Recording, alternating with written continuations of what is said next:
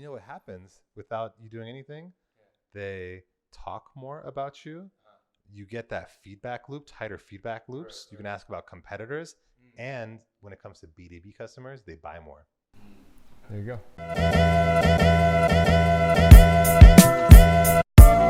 Anyway, welcome back to Behind the Grind. Rich Brubaker. Brian Tam. And Sina Farzaneh. And today we're a trio. We're going to be here talking about Sina's experience in China, building community, and some of the things that he's been working on. Sina, you're on your exploratory trip. You're looking at other things, and we got to catch you before you get out. Boom. Let's do this. Tell us a little about yourself, man. No, I'm a refugee from Iran, born in Paris, and then randomly grew up in Silicon Valley. They're like, where should we go? And they ended up in Palo Alto. And armed with an anthropology degree, I said, should I go to Brazil or Turkey or China? And I ended up going to China because Guy Kawasaki told me to. He said, you'd be an idiot if you don't go to China. Ended up here, it was technically 05 because I had to quit first time I got here.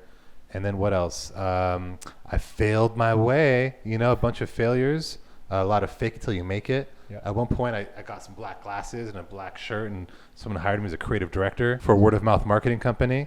And that kind of set me on my little path and built out an agency called Advocacy and a software company now called Pullpath.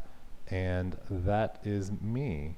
All right, so I don't know, we kind of want to chop up about community and kind of some of the things, because we've addressed this a little bit, like when you're building things, when you're going through challenges, when you're trying to, starting up, community is very important. So what do you think was like the first community that you felt really, really connected to? Well, so my background is like word of mouth marketing, grassroots, all that stuff. And the thing that turned me on to that is my first job out of college was for a chip company. So what we ended, and this is for the high tech, it's for displays, projectors, really good video quality. Okay. So what we did, what my job was to go and engage the video files, people that are really deep into video and stuff. Right.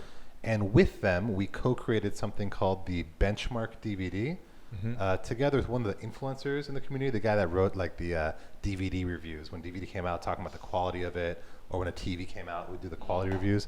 So we put a set of 10 tests that you could put on the screen. You can go to Magnolia and actually you'd see it on all the screens. Those. Yeah. So we put that together, and I put it like a scorecard. And it was because it was made by the community, and we said it was like $20 to buy, but we'd give them out at shows and stuff. Right. And the authors, there was 100 authors of this, were able to give it out. We got all the biggest buzz awards. And then I know the first thing I knew you for was advocacy, and you were talking about how you would help brands understand how to tap into a community and really pull things out from there and let them be your champions. What were a couple of things that you were involved with there, and what were the key lessons that you then take forward? Key lessons, that's a good question. So I'll start with the very first project, because I think it's a lot of people come to China, they don't know what to do. So my first project was a company called Reckitt-Benckiser Dettol. It's an antiseptic liquid. They're like, create word of mouth about antiseptic liquid in Nanjing. And we said, okay, we'll find 4,000 moms and create word of mouth. I went with my wife, girlfriend at the time, to Nanjing. We met with 2 moms, and we're like, hey guys, hi, I didn't speak Chinese. What concepts do you like? So it wasn't even a community, but we're tapping into the grassroots. They were quite nice. We bought them some Indian dinner, came back to Shanghai, and they introduced us to 10 other moms. So then on QQ, we started going back and forth. Hey, where should we recruit people? Which of these package designs do you like? And they helped us come up with this idea of a spray bottle, because you can use it on everything. It's more word of mouth worthy. Okay. So the community, by co-creating with them on a consistent basis, helped to give us the vehicle, the word of mouth vehicle. Then we made a bunch of those, put them into kits, and we gave them out to moms. Wow. And we found out that moms, when they like something, they'll just keep them all and they won't give them to their friends. So it didn't help the model at all. But then we figured out that some of these moms, when they like you, and they like the brand, they're willing to do way more. So we started to just do this thing of this back and forth, and being engaged got them to felt part of the brand. So from there we got to 4,000. And when they did the tests, so in one city they did TV commercials, one city they did sampling, and one city they did promoter girls, and then our city they did word of mouth. They did 4,000 moms. That was the catalyst. We had the same level of awareness as TV after 2 years, So Wow. turning on TV 2 years. Yeah. And the last part of this is that the CEO said, I want to see what the decay rate. Decay rate Right. means turn off TV, the awareness goes back down. 6 months later, awareness went up by 10%, like 50% of people, random 100 people in the street. So my learning from that project was involve them, not just in the beginning. Don't just do a focus group. Create an excuse to keep hitting them up. And there's different tribes within that whole group. Some people want to take pictures. Some people are happy to give you analytical feedback. And some people are just more, they just want to post online. So you focus on building communities as a profession at the end of the day, right? Like you're working with a market, you're trying to figure out what that community needs is, you're trying to get the community to develop word of mouth and sell things. Right.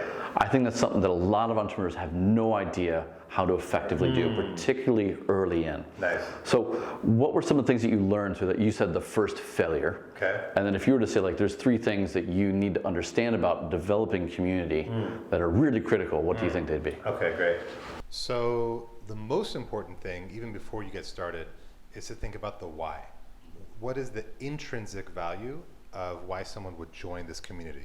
So intrinsic means the internal motivators versus the extrinsic, which is the external motivators.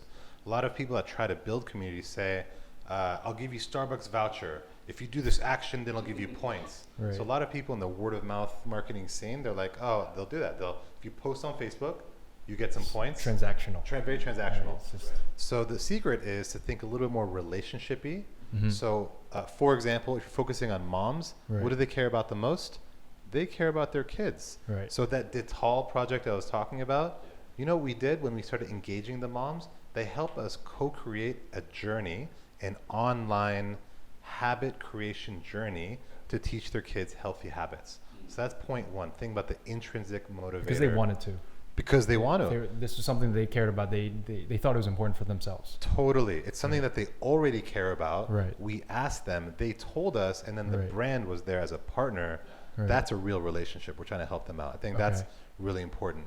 The second thing is in terms of incentives. So you have the intrinsic, like, why should I join this thing? Then you have incentives, which can be good. So the more you learn, the more you earn type of thing. Starbucks vouchers, iPhone, trip to Paris. That's what people Nice. do. Those are cool. Yeah. And if you think of like a pyramid, Yeah. you can still put those on. But a lot of times what we suggest to entrepreneurs or even big brands is think about the intrinsic rewards. So this is stuff like recognition. So making a mom and her baobei the star Her baby. on her baby on the website. Or something like, if it's for young entrepreneurs, a coaching session with Rich. That's extremely valuable.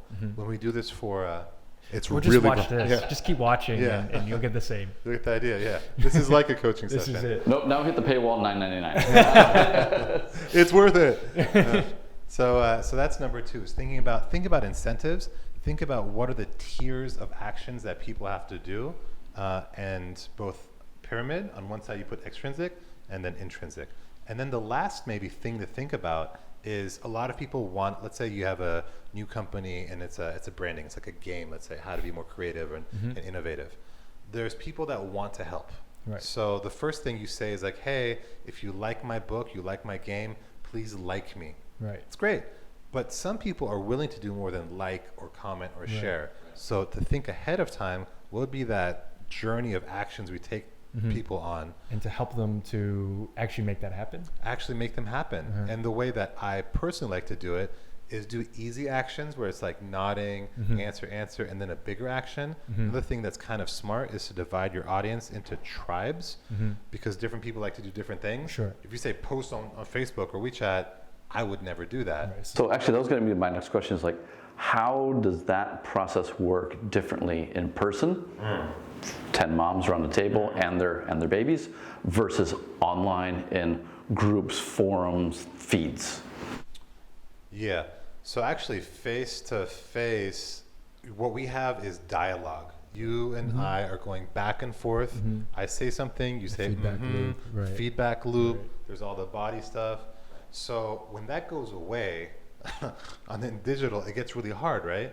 So one of the things that, this is just a personal thing that I like to do, is to have a two-way dialogue, which means action, interaction, Mm-hmm. back and forth. Mm-hmm. Because if you just send out a newsletter or Right. you write a post, it's one way, there's no Right. action. Maybe Right. they read it, maybe they don't. You just see a Right. funnel that says how many people clicked and opened, Mhm. and that's it. There's not a lot of Yeah. nuance there, right? Right. Unless you Right. ask people.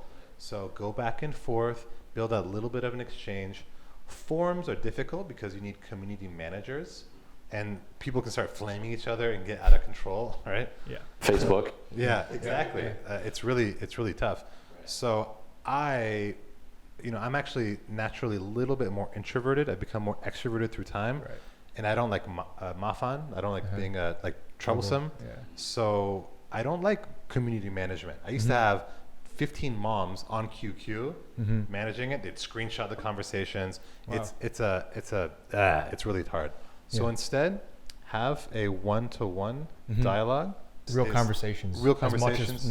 as natural as possible in a way. Yes. You can think about, I like to think about this as an advisory Right. group. You know, like a Right. board of advisors? Yeah, sure. So just think about your consumers Mhm. or even your customers as like a board of advisors. And you tell them that every month or every week, I'm going Right. to send out, could be a survey, it could be Mhm. like a video and comments, just something to Mhm. to get feedback on your strategy. What have you seen in your wider network of entrepreneurs when it comes to this? Are they good at it? Do they suck at it? Is it better to outsource? Like, what are you seeing? I think some people are naturally really good at it. Like every entrepreneur usually has like a superpower, Yeah. and some people it's community building. They're just Mhm. natural, awesome. That's not mine. So instead, what I do is I put my anthropology hat on and I go look for tribes, Right. existing tribes, Right. and then I go. In anthropology, is something called participatory observation, where you go into a tribe Uh-huh. and you try to just kind of hang out with the tribe, like photographers or something, and you try to see like what do they want, what's their lexicon. Mhm. That's my personal Kind of default hack. style. Right? Exactly. Yeah. So, for example, we have friends in solar energy. They go in, they understand the lexicon, and they're thinking, how do I create value?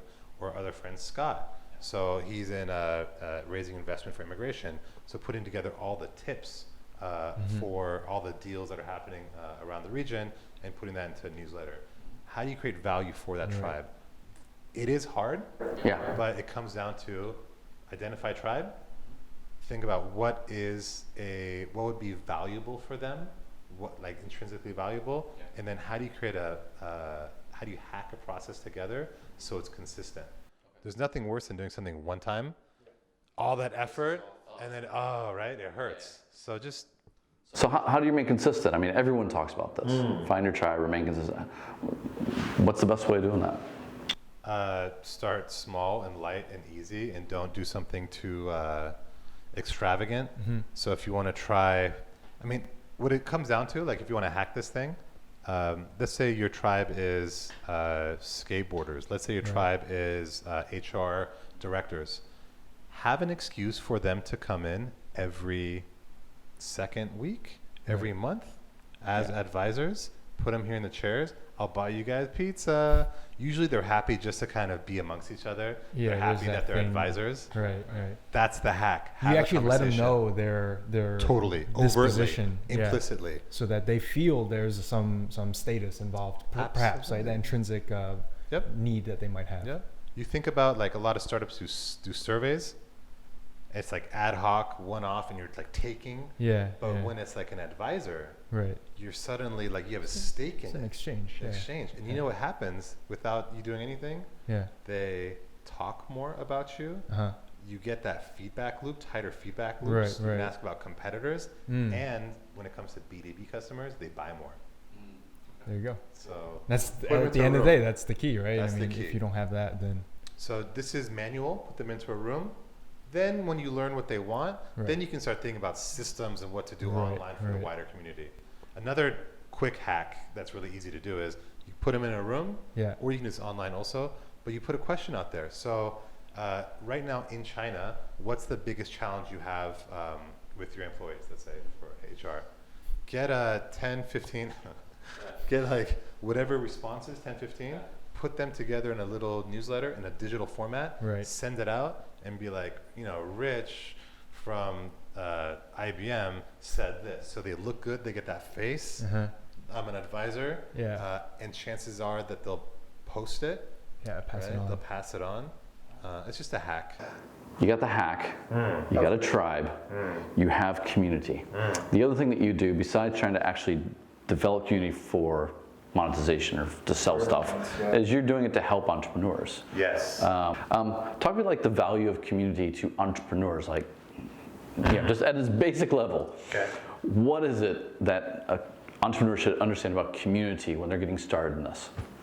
Well, I'm going to talk about a community of fellow entrepreneurs. Is that okay? Yeah. Sounds brilliant. Yeah. So it is fucking lonely at the top. And it's not that you're like an awesome entrepreneur, but you have the weight of all the issues and payroll and stuff on your shoulders.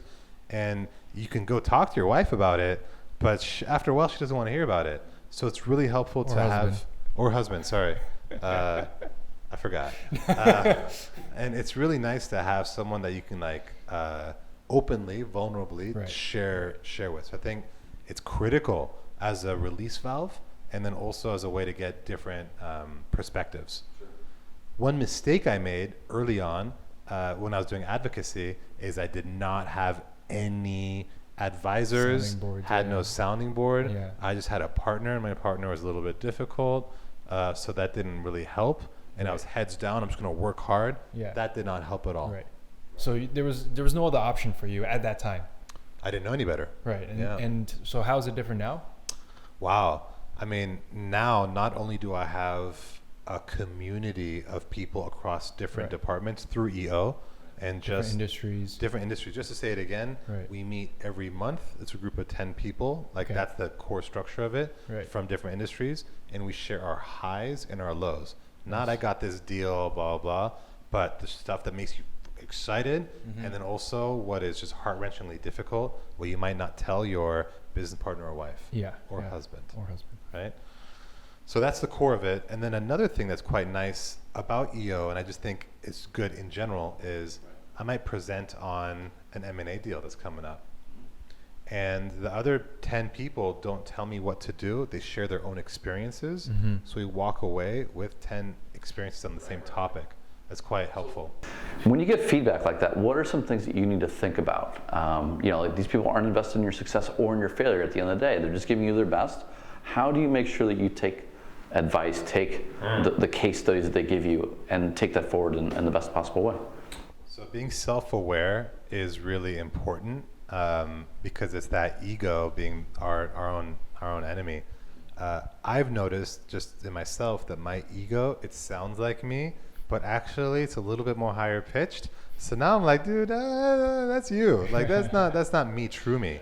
So I've noticed also when someone says something, maybe it's for my benefit, and I feel a little bit of pain, a little bit of anger or frustration or embarrassment, that's a clue for me to kind of dig in deeper. So now I'm getting better at saying thank you and meditating on that, just reflecting on it. You could journal or something like that. And but yeah, say thank you. When there's pain, thank you, and just no need to respond immediately. Don't need to respond or make an excuse. Just take it in. So if you think about like some of the core elements of what makes an EO forum work, what would they be? Consistency, trust, absolute high confidentiality, cannot be broken, no solicitation. Hey, you should use my stuff. That doesn't work. That breaks it. Can't like invest in each other and stuff, even though people do. And above all, pushing each other to go better and become more high performing. So your point about like someone telling me, hey, Sina, you keep saying that, but you're not doing it. After hearing your updates 10 times, I start to see your blind spots. You can't see your blind spots by definition, but I can see them. And I also know that I can't just say it because your ego might get jacked up. So how do we say in the way that we'll hear? That's absolutely precious. 10 people in a forum, not everyone's having a great year. How do you help someone who's going down without being the person listening, like cut the loser? Like, how do you support people who are having just a really shitty time? Yeah, so there's people having difficult in their business, and then there's people that are fucking assholes. Period. So people that are assholes have no place in my life. and I'll be quite clear with that. So there's no one that will trespass my values in my forum or just in my life, or else they're out, right? But there's obviously ups and downs. So one guy, for example, had cancer, and had to go. So we're thinking about how do we kind of step up. How do we step up and make sure the business is cool while you're off getting treatment? There's another person who, the business absolutely failing, had to step out. And we thought, okay, well, how do we have emergency forums? So outside of forums, we just meet in the morning, go through the investment deal, just try to suss it out for you. Just be there for each other. It's not, people sometimes sell EO or entrepreneurship as rah. It's not about that. It's about in the shadow time and the bullshit time, how do we support each other? Right? We talked about that. That is the value of community. That's awesome. Okay, I'm done. Thanks. Where do I sign up, man? I told you. Yeah. I think one thing that kind of cut across both is just consistency, right? Like consistently engage your community as part of a path towards sales or engagement or whatever that may be. And then when it comes to the TL entrepreneurs themselves, consistently, like meeting that every month. What happens when you can't be consistent? Like how forgiving should you be? And at what point you're like, no, like you've missed 20%, you missed 50%, like, but hey, we need you here. Like should you be really adaptable, or is like, look, this is the rules? Yeah. So when it comes to EO, it's fully committed. Yeah. Now, if you miss more than 2, we can vote you back in unanimously. So if it's because you had some crazy accident or something, that could be that happens sometimes. But I'll switch gears because it's part of community. There's a role called a coach, and we have that in EO and also just outside. I think it's really important for entrepreneurs to have someone who is not invested in their business, that has their back and can hold the mirror up for them and be like, really, why did you do that? Not telling what to do, not a mentor per se, but a coach just holding the mirror up. Now, consistency. A lot of times when I had a coach and he asked me something and I didn't do that homework or I didn't want to do it, I would make some excuse to like not get to that session. And they always call me out saying, look, when you are there in the shadow, that's actually an opportunity to go deeper. So what I've learned, so when I coach people now, so I'm trying to pay it back by coaching people, I think consistency more important than time. So 2 hours, no need. 1 hour, no need. I do 10-minute sessions, but as long as we keep doing it weekly, it sounds kind of foo-foo, like 10 minutes. What do you do, 10 minutes? But it's about consistency, not about the depth. And I'll just break down 10 minutes. There's no, hey, how you doing? What's going no on with your kids? bullshit. No bullshit. Get into it. Goal 1, did you hit it? Yes or no? Right. Yes or no? You're serious about it, right? Boom, goals. Yeah. All right, what are the topics you want to talk about? What are goals for next week? You can always go deeper if you're friends later. Keep it consistent. Wednesday, 1 p.m. every time. Can you actually just say a little bit more about what you're doing now? Your how do you spend your days and all that kind of stuff? Yeah, so I developed a software. It's kind of like a SaaS platform, like MailChimp, Right. but instead of pushing out emails, it's creating interactive content paths. Okay. That's gamified with points. Right. To get people to keep coming back and kind of stay on that path with you.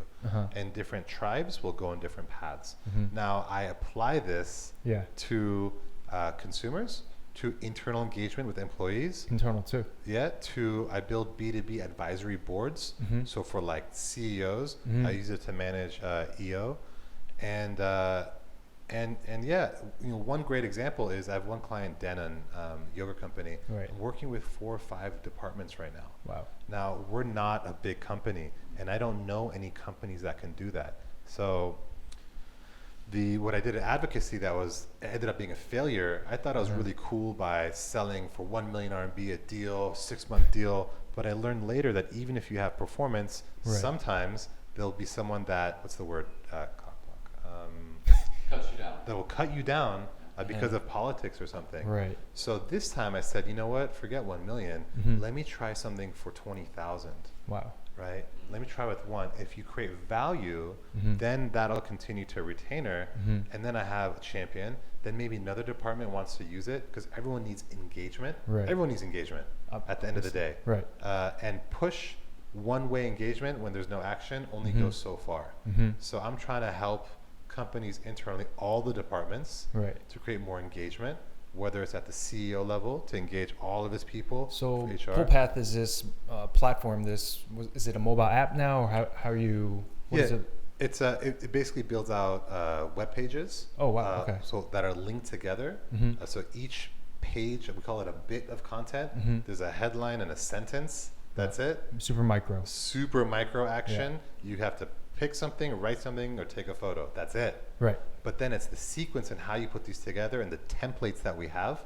Okay. So we have a bunch of templates for all sorts of applications. Right. Then we have path masters, which are remote project managers, like architects, Right. to help you get started. Because it's kind of a skill to think through a path and to work with organizing how somebody can communicate an idea. Totally. Through a path. It's dialogue. And Right. with marketing communications, we're doing one way. Right. This is me. Like, look how amazing we are. Right. Dialogue is this. Yeah. So we all know how to do it, but we forgot how to do it as, Right. Professionally or to for somebody else. Social media took over our lives. right? Yeah. And Yeah. so, and today what we're focusing on, like I'm going back to Valley, the thing Yeah. that's like has the most traction is this concept of customer advisory boards, especially for B2B. Sure. Like I do all this stuff for consumers, thousands of people in the panels, Right. but for B2B, it's hard to engage these customers, these like high level CEOs. So invite them onto your board, and instead of saying, hey, come visit me once a year, Right. why don't you just send them a update each month that takes them 5 minutes to do. So what's the sweet spot then? I mean, for social media, we're told like, 5-10 times a day on Instagram or whatever. Like, is there a sweet spot for this type of a platform for internal or for customers that you found? So if you can think about different tribes, right? So just looking at like a pyramid, the executives, maybe once a month is a good. So that's just enough time so it's top of Right. mind. Right. So that's how you Regular. get them in. Yeah, they feel proud that we're an advisor. Mid-level people could be maybe like twice a month. Okay. But the rest of the people, so managers and below, some of those people are down to do it definitely every week. Wow. Like there's like 30% will do it every week. Yeah. You have about 10-15% do it every day. Wow. So because at least in our system we're automating the content. Yeah. So if I ask you guys like, hey guys, what's a big challenge you think Unilever has, and I get whatever 200 responses, I can take 5 of those responses each day, put that in a new path, and you've got 20 days of engagement automated. Wow. And it's their own stuff. So Wang Wei Chi from Nanjing says, you need to like look good for the boss, Right. something like that. Cool. So that's the rhythm, different rhythms for different tribes. If you're talking to new entrepreneurs, I think we have a real mix. But if you're talking to the newer side, like, what should they do right away when it comes to community? So like you said, they're going to be super busy, so they can't do everything. The most important thing is to make sure that your tribe, some members of your tribe, are there ideally physically, if not digitally, on a consistent basis, and you're just talking to them. Very old school. Because every time you do, you get Right. ideas and stuff like Yeah. that. I think that's the first step. You can also use them to test some of your ideas before you spend money on like paid media or something. That's basically it. I'm a big fan of taking that same concept and digitalizing it. It's quite powerful, whether you have 10 people in that group or 100 or 1,000 or 1,000,000. It's The core tactics don't really change, right? Like, No. be a good guy, be a good person, and Create value. create relationships with value, Right. right? Yeah. So Most people go straight to scale. that was great. I think what you did was what was interesting was hearing all the hypotheses that you did have, right? With the keeping it bite sized, keeping it consistent and interactive, and having the idea of community, those tactics to build the community and keep that as a source of value, but also not just to exploit, but to engage with, right? So there's both ways there. Yes. But I really enjoyed hearing that. It's been a while since I heard the updates with PullPath, and I'm really, really excited to hear what you've done. Any last words with what you want to? Last words. I mean, the only thing I can say is always go bottom up. Right. Go to the grassroots first. Don't try to be all creative and then drop it on them. Right. Always use them. At the same time, go inside out. So first we'll talk, and then the next level of management, and keep going out. No need to do a big paid media push. Just go inside out, have a tiered strategy. Yeah, this is quite unusual. Excuse me. This is quite unusual compared to what most people are talking about in terms of the strategy, right? So I think it seems feasible enough for a lot of smaller entrepreneurs who are just starting out, right? So I think it's fantastic advice. And I'll share one last thing. So I've got an acronym that's like my go-to when it comes to this inside out. Yeah. It's called DICE, like rolling the dice. Okay. So the D is for discovery. Okay. So you do a discovery path, almost like a survey to your audience to be like, hey, how you doing? Like, who are you? Trying to figure out what segments, what tribes there are, what are topics that they're interested in. Right. And then the I is for identify. You're identifying the people who actually want to help you do what type of things. Yeah. And then the C is co-create. You use them then to co-create the content. You co-create the campaign. You co-create the community name and what it's all about. Then E is expand. Okay. Then you expand. Right. And when you expand, that means you expand to a bigger group or to different touch points. Maybe do this on WeChat. Then you can do this on another social media platform. And when you do that, when you go to, like, let's say Facebook, you have to do D again, because there'll be a whole new group of tribes there, and you keep rolling the dice like an agile methodology. Super cool. Thank you very much. Thank you very much. That was epic. Appreciate it. Very nice. Lots of content, lots of ideas. Thank you so much, Tina. Good to catch up. So Yes. Boom. I was Behind the Grind with Rich Brubaker. Brian Tam. And Cena.